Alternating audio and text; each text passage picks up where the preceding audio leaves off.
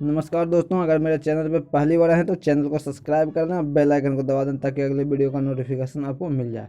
अगर आप class 10th के विद्यार्थी हैं तो आपके लिए यह चैनल बहुत ही महत्वपूर्ण होगा। और आप अदर कम्पिटिटिव एग्ज़ाम की भी तैयारी कर रहे हैं तो आपको यहाँ पर से लाभ मिलेगा, क्योंकि यहाँ पर जो भी प्रश्न कराया जाएगा वह भी जीएस और जीके से रिलेटेड होगा, और वह भी सभी क्वेश्चन का ऑप्शन बेस्ड के आधार पे यहाँ पे आंसर दिया जाएगा।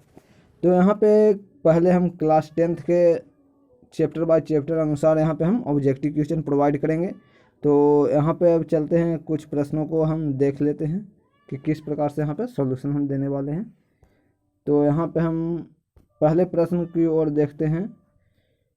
किस प्रकाश की सहायता से हम किसी वस्तु को देख पाते हैं? ऑप्शन ए अवरक्त प्रकाश, ऑप्शन बी दृश्य प्रकाश, यहाँ पे ऑप्शन सी होना चाहिए था पराबैंगनी किरण, डी इनमें से कोई नहीं। तो यहाँ पे जो आपका सही आंसर हो जाएगा ऑप्शन बी हो जाएगा दृश्य प्रकाश। हम किसी भी वस्तु को दृश्य प्रकाश की सहायता से देख पाते हैं। चलते हैं अगले प्रश्न की ओर। सेकंड प्रश्न है, मानव नेत्र में कितनी कोशिकाएं पाई जाती है? मानव नेत्र में कितनी कोशिकाएं पाई जाती है? Option A 1, option B 2, option C 3, option D 5। तो मानव नेत्र में कोशिकाएं 2 प्रकार की पाई जाती है, तो यहाँ पे मेरा ऑप्शन बी सही हो जाएगा। 2 प्रकार की कोशिकाएं, एक क्षण और दूसरा शंकु पाया जाता है। ये नाम है जो मानव नेत्र में कोशिकाएं पाई जाती है उसका। चलते हैं अब अगले प्रश्न की ओर। प्रश्न संख्या 3, मानव नेत्र में कितने प्रकार के शंकु पाए जाते हैं? ऑप्शन ए 4 प्रकार के, ऑप्शन बी 5 प्रकार के, ऑप्शन सी 6 प्रकार के, ऑप्शन डी 7 प्रकार के। अभी हमने आपसे पूछा था कि मानव नेत्र में कितनी प्रकार की कोशिकाएं पाई जाती है, तो 2 प्रकार की बताए थे, क्षण और शंकु। लेकिन यहाँ पर पूछा जा रहा है कितने प्रकार के शंकु पाए जाते हैं। तो हमारे जो मानव नेत्र हैं उसमें 7 प्रकार के शंकु पाए जाते हैं। यही जो 7 प्रकार के शंकु होते हैं जो 7 रंगों को पहचानने में मदद करती है। अगर एक भी प्रकार का शंकु नहीं होता है तो उस प्रकार का रंग हमें नहीं देख पाते हैं, नहीं पहचान पाते हैं, जिसे वर्णांधता कहा जाता है। चलते हैं अब अगले प्रश्न की ओर।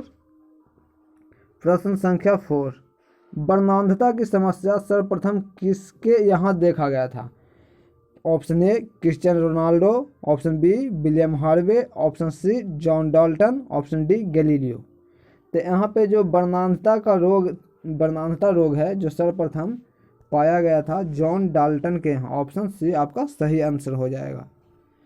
इसी प्रकार से चलते हैं प्रश्न संख्या 5 की ओर।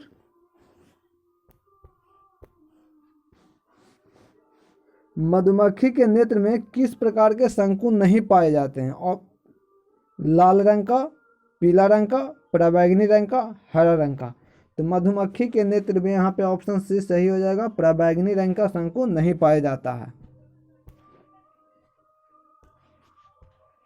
चलते हैं छठे प्रश्न की ओर। जिस माध्यम के कण होना चाहिए था, यहाँ पे कण लिखा गया है। जिस माध्यम के कण आपस में सटे होते हैं उसे कहा जाता है सघन माध्यम, विरल माध्यम, पारदर्शी माध्यम, परभासी माध्यम। तो यहाँ पे सही आंसर हो जाएगा ऑप्शन ए। जिस माध्यम के कण आपस में सटे होते हैं उसे सघन माध्यम कहते हैं।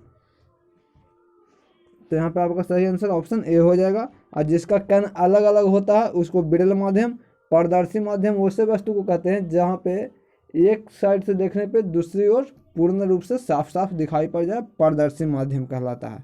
परभासी माध्यम, अगर आप इधर से देख रहे हैं तो तेल लगा हुआ कागज को अगर देखते हैं आप तो इधर से देखिएगा तो उधर हल्का धुंधला धुंधला दिखाई देगा, स्पष्ट रूप से नहीं दिखाई देता। तो वैसे माध्यम को परभासी माध्यम कहा जाता है। चलते हैं प्रश्न संख्या 7 की ओर।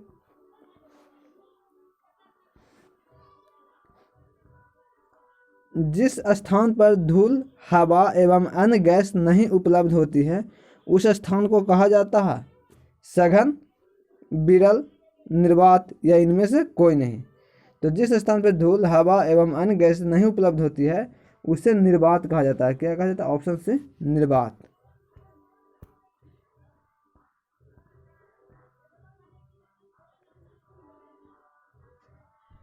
8वां, निर्वात में प्रकाश की चाल होती है 3 × 10⁻8 मीटर पर सेकंड, बी 3 × 10⁻9 मीटर प्रति सेकंड, सी 2.25 × 10⁻8 मीटर प्रति सेकंड, डी 3 × 10⁻7 मीटर प्रति सेकंड।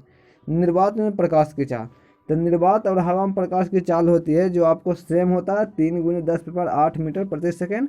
अगर निर्वात में पूछा जाए तब भी आपका 3 × 10⁻8 मीटर प्रति सेकंड होगा, और हवा में पूछा जाए तब भी आपको 3 × 10⁻8 मीटर प्रति सेकंड सही आंसर होगा।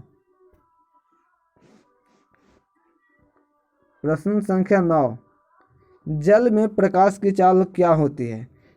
ऑप्शन ए 2.25 × 10⁻8 मीटर प्रति सेकंड, ऑप्शन बी 1.6 × 10⁻9 मीटर प्रति सेकंड, ऑप्शन सी 3 × 10⁻8 मीटर प्रति सेकंड, ऑप्शन डी 2 × 10⁸ मीटर प्रति सेकंड।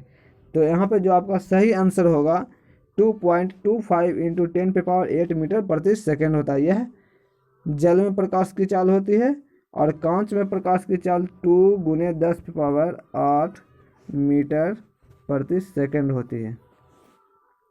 तो इसी प्रकार से चलते हैं प्रश्न संख्या 10 की ओर। प्रकाश के प्रवर्तन के कितने नियम होते हैं? ये तो प्रश्न आप लोग अच्छी तरीक़ा से जानते होंगे। तो प्रश्न संख्या 10 में पूछा जा रहा है प्रकाश के प्रवर्तन के कितने नियम होते हैं? Option A 5, option B 6, option C 2, option D 4। तो यहाँ पे आपका सही आंसर हो जाएगा ऑप्शन सी। प्रकाश के प्रवर्तन के 2 नियम होते हैं, और प्रकाश के अपवर्तन के भी 2 ही नियम होते हैं, याद रखिएगा। चलते हैं प्रश्न संख्या 11 की ओर। एक व्यक्ति समतल दर्पण की ओर 3 किलोमीटर प्रति घंटे की रफ्तार से दौड़ता है, तो दर्पण की ओर से आती हुई, थोड़ा इसको ध्यान से देखिएगा, छोटा हो गया। कह रहा प्रश्न संख्या 11 में एक व्यक्ति समतल दर्पण की ओर 3 किलोमीटर प्रति घंटे की रफ्तार से दौड़ता है, तो दर्पण की ओर से आती हुई प्रतिबिंब किस गति से दिखलाई पड़ेगा दौड़ने वाले व्यक्ति को? यानी कि जो व्यक्ति दौड़ रहा है दर्पण के सामने, समतल दर्पण के सामने, उसका प्रतिबिंब समतल दर्पण से उस व्यक्ति को और आती हुई प्रतीत होगी। तो वह व्यक्ति जब अपने प्रतिबिंब को देखता है तो उसकी गति किस गति से दिखलाई पड़ेगी? तो ऐसा प्रश्न जब भी आए कि आप किसी, इस प्रकार से एक मिरर है, ठीक, ध्यान से समझिएगा, यहाँ से आप दौड़ रहे हैं, तो प्रतिबिंब यहाँ से यहाँ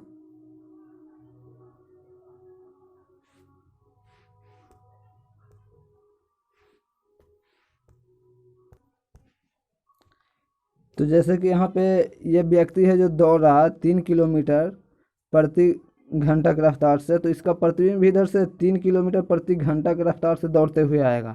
तो इन दोनों का जो चाल है उसको जोड़ देंगे, तो 3 किलोमीटर से दौड़ रहा था ये, और ये 3 किलोमीटर से आएगा, तो 3 3 6 हो जाएगा, यानी कि 6 किलोमीटर प्रति घंटा की रफ्तार से दिखलाई देगा। जो दौड़ रहा व्यक्ति, वही व्यक्ति जब अपने प्रतिबिंब को देखता है तो वो डबल हो जाता है, यानी कि उसका जो गति है वो जुट जाएगा। यहाँ पे मल्टीप्लाई नहीं होगा बल्कि जुट जाएगा, याद रखिएगा। तो इसका जो सही आंसर आएगा, जो फाइनल आंसर यहाँ पे होगा, तो इसका जो फाइनल आंसर हो जाएगा 3 + 3 = 6 किलोमीटर प्रति घंटा। तो अगर आपको मेरे द्वारा दी गई जानकारी अच्छा लगा हो तो मेरे चैनल को सब्सक्राइब कर लें, और ऐसे वीडियो का नोटिफिकेशन बार बार मिलते रहे, इसलिए बेल आइकन को, अर्थात ऐसे वाला जो घंटी है ना यहाँ पे, उसको दबा दें।